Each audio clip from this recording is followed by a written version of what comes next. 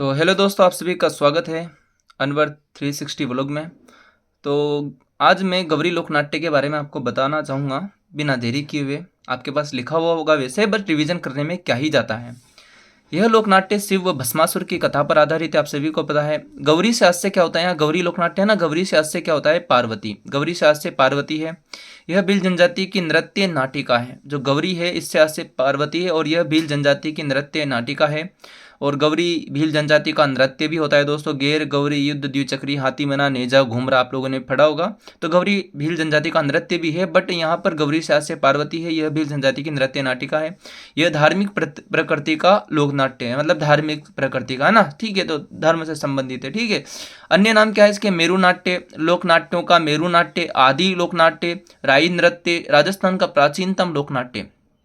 मतलब कि यदि आप लोकनाट्य टॉपिक पढ़ते हो ना, तो सबसे प्राचीन जो लोकनाट्य है वो कौन सा है दोस्तों, वो है गौरी लोकनाट्य, है ना। तो याद रखना। और इसे मेरू नाट्य भी बोलते हैं, राई नृत्य भी बोलते हैं इसको, गौरी नाट्य को, ठीक है। आदि लोकनाट्य इसका अन्य नाम है, उपनाम है, ओके।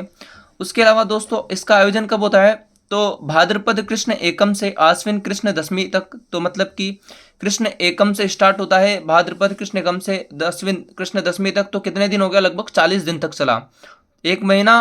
तो ये हो गया पूरा भाद्रपद का। और आश्विन कृष्ण दशमी यानी 10 दिन आश्विन के, तो कितना हो गया आप लोगों के, 40 दिन तक, सवा महीना, है ना। तो एकमात्र लोकनाट्य जिसका मंचन दिन में होता है, तो मतलब इसका जो मंचन होता है वो दिन में होता है। कब होता है, दिन में, याद रखना, दिन में होता है।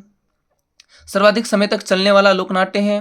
सर्वप्रथम भोपा खोड़ा देवी के समक्ष जाकर गौरी के आयोजन की अनुमति लेता है। जो भोपा होता है सबसे पहले वो खोड़ा देवी के समक्ष जाकर क्या करेगा, गौरी के आयोजन की अनुमति लेता है।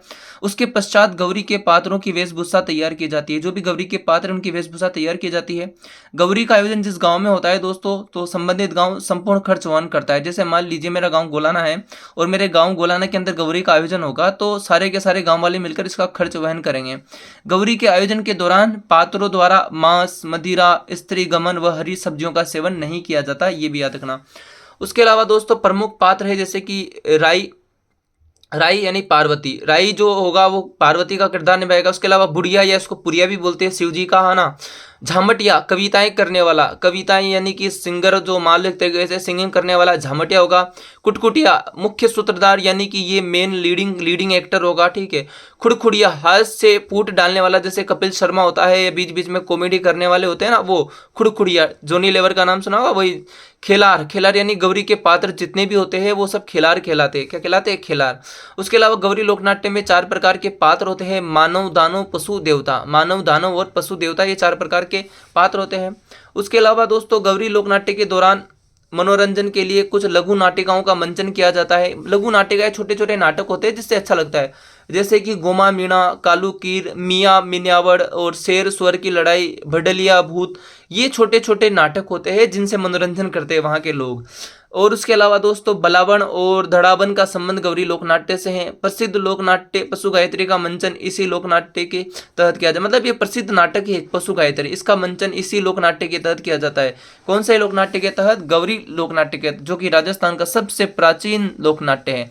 वीडियो अच्छी लगी तो वीडियो को लाइक करना, चैनल को सब्सक्राइब कर देना और इंस्टाग्राम पर पेज पर हो तो फॉलो कर लेना। धन्यवाद।